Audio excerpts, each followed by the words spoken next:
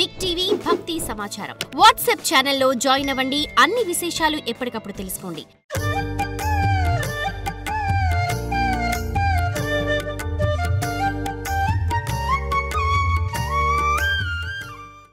गया मांगल्य गौरिका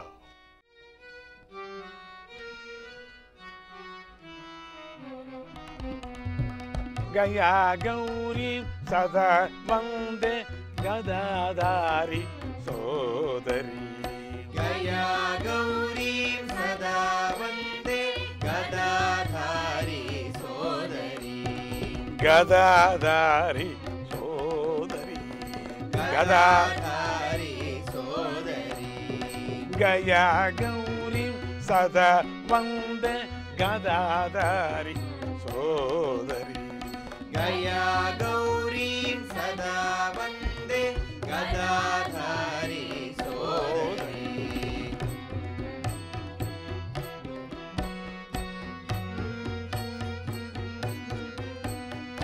गया दैत्य शिरोदेशे सती धर्मशिलानुगे गया दैत्य शिरोदेशे सती धर्मशिलानुगे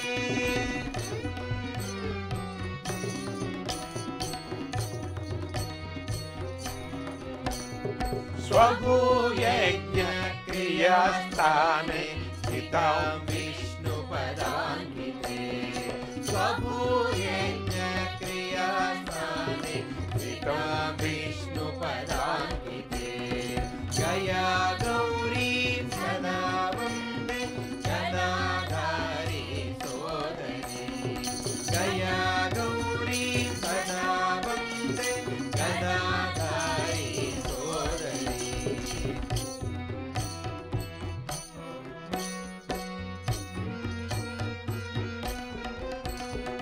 गदां धृत्वा रिपुं हत्वा गदाधारी पदाङ्किते रिपुं हत्वा गदाधारी पदाङ्किते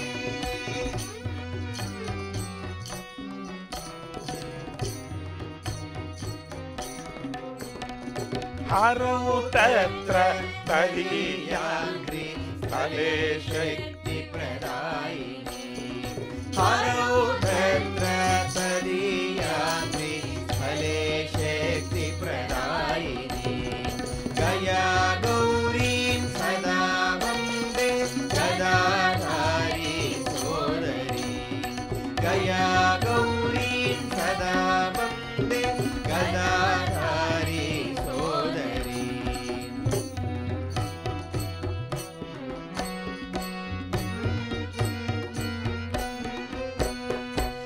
जनापिण्डै पितॄन् मातॄरिह प्रीणायन्ति चेत् जनापिण्डै पितॄन् मातॄरिह प्रीणायन्ति चेत् मुदा तेषां पितॄणाय सकर्तॄणां गतिप्रदा मुदा तेषां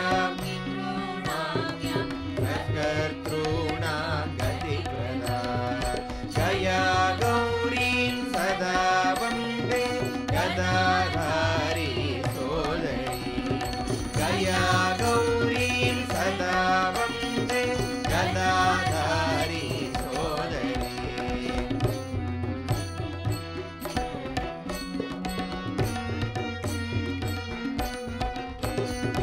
फल्गु मधुरा श्वेत सरिता संगमेय व्यवस्थिता फल्गु मधुरा श्वेत सरिता संगमेय व्यवस्थिता यात्रिशक्तिर्यात्रि माता या च सच्चिदानन्ददा यात्रिशक्तिर्यात्रि माता या च सच्चिदानन्ददा गया गौरीं सदा वन्दे गदाधारी सोदरी गया गौरीं सदा वन्दे गदाधारी सोदरी గదాధారుని సోదరి అయిన గయా గౌరికి ఎల్లప్పుడూ వందనం. గదాధారి, గదాధారి అంటే ఎవరు చెప్పండి? గద, పద్మ అని ఎవరిని అంటున్నాం? మహావిష్ణువుని. గదాధారి సోదరి, గదాధారి సోదరి అంటే మహావిష్ణువు సోదరి అంటే ఎవరు? సిస్టర్. సోదరి అంటే సిస్టర్ కదా.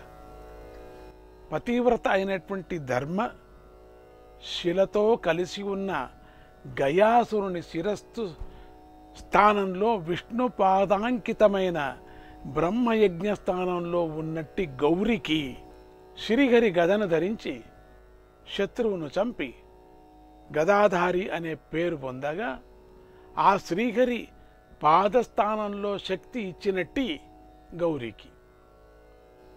ఇక్కడ జనులు వారి యొక్క పితృదేవతలను మాతృదేవతలను పిండాలు వేసి తృప్తిపరిస్తే అట్టి పితృదేవతలకు మాతృదేవతలకు ఆ కర్తలకు కూడా సద్గతినిచ్చే గౌరికి పల్గు, మధుర, శ్వేత నదుల సంగమంలో ఉన్నట్టిది. త్రిశక్తి స్వరూపిణి, త్రిమాత్రా స్వరూపిణి, సచ్చిదానంద ప్రదురాలు అయినటువంటి గౌరికి ఎల్లప్పుడూ వందనము. అసలు ఈ కీర్తనలోనే ఈ క్షేత్రం యొక్క మహిమ మొత్తం దీంట్లో ఉంది. ఇంతటితో చాలు. ఒకప్పుడు ఈ కథలు చెప్పుకొని వెళ్ళే పద్ధతి లేదు ఒకానొకప్పుడు.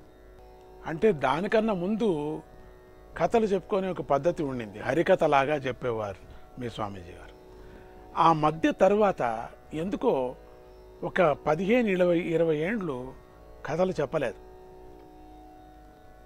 ఆ సందర్భంలో కేవలం భజనలు మాత్రమే, భజనలు పాడి దివ్యనామ సంకీర్తన ఆ సందర్భంలో ఒక్కొక్క కథకు ఒక్కొక్క కీర్తన చేసి పెట్టడం జరిగింది. ఒక్కొక్క తీర్థక్షేత్రాలకు కూడా కీర్తనలు చేశాం, కొన్ని వదిలేశాం, కొన్ని పాడుతున్నాం. ఇప్పుడు పల్గు నదీ తీరంలో కోలాహలం అనే పర్వతం ఉంది. దాని మీద గయుడనే రాక్షసుడు ఘోర తపస్సు చేయసాగాడు. గయాకు వెళ్ళని వాళ్ళు లేరులేండి, చాలామంది వెళ్ళింటారు. ఇంద్రుడు భయపడిపోయి బ్రహ్మ దగ్గరకు వెళ్ళి ఈ తపస్సు మాన్పించమన్నాడు. ఎందుకంటే ఇంద్రుడు మామూలుగా భయపడతాడు. తపస్సుతో నా పదవిని పోగొట్టుకుంటానేమో అని భయం. అంతవరకు రాలేరని తెలీదు. అయినప్పటికి కూడా కడుపులో మంట, నా పదవి పోతుంది అని. వాడికి వరమిచ్చే శక్తి నాకు లేదన్నాడు బ్రహ్మ. ఆ తర్వాత శివుడు అలాగే అన్నాడు. విష్ణువు మాత్రం కొంచెం ఆలోచించి దేవతలను వెనక్కి పంపించేసి తాను స్వయంగా గయాసురుడి దగ్గరికి వెళ్ళి సమాధిలో ఉన్న గయాసురుణ్ణి శంఖంతో ముట్టుకున్నాడు. అంటే గయాసురుడికి అప్పటికి తెలివి వచ్చింది. మహావిష్ణువు ముట్టుకుంటూ ఉండగానే శంఖంతో ఎదురుగుండా విష్ణువును చూశాడు. సాష్టాంగ వందనం చేసి, అయ్యా మీరు ఎందుకు వచ్చారు? నేను పిలిచలేదు కదా, మీరు ఎందుకు వచ్చారు అన్నాడు. నీకు వరమియ్యడానికి వచ్చాను అన్నాడు విష్ణువు. నాకు ఏ కోరికలు లేవు కదా అన్నాడు గయుడు. అసలు నాకు కోరికే లేవు, నేను ఊరికే చేస్తున్నా తపస్సు. నిజంగా ఊరికే చేస్తున్నాడు. ఈ ఇంద్రుడి నుంచి కథ పెరిగిపోయింది. అప్పుడు విష్ణు అన్నాడు, లేదు, మామూలుగా దేవతలంతా అది మొండి విష్ణువు కూడా అంతేనే. లేదు, నువ్వు ఏదైనా వరం కోరుకుంటేనే బాగుంటుంది, లేకపోతే నేను వచ్చిన దానికి ఏది నాకు మర్యాద ఉండదు, కోరుకో. శివుడు అట్లా కాదు, నాకేమొద్దంటే జయ శంభో శంకర బయలుదేరుతాడు ఆయన. ఈ విష్ణు వదలడు, ఎంట పెడతాడు ఎప్పుడూ అంతేనే. బ్రహ్మ ఇంక రానేరాడు, వరం పట్టుకొనే తపస్సు చేస్తుంటారు కాబట్టి బ్రహ్మ వస్తాడు. ఈయన అసలు ఏ మనసులో ఏమీ లేకుండా తపస్సు చేసేవాళ్ళు ఉన్నారు ప్రపంచంలో. అవును, ఎందుకు ఉండకూడదు? అన్ని వరాలే కోరుకోవాలనేది ఏముంది? ఏ వరము కోరుకోకూడదు, ఏ ఆశను పడుకోకుండా పరమాత్ముడిని భజించడంలో తప్పేముంది? ఏం లే, భజిస్తున్నాను అంతే.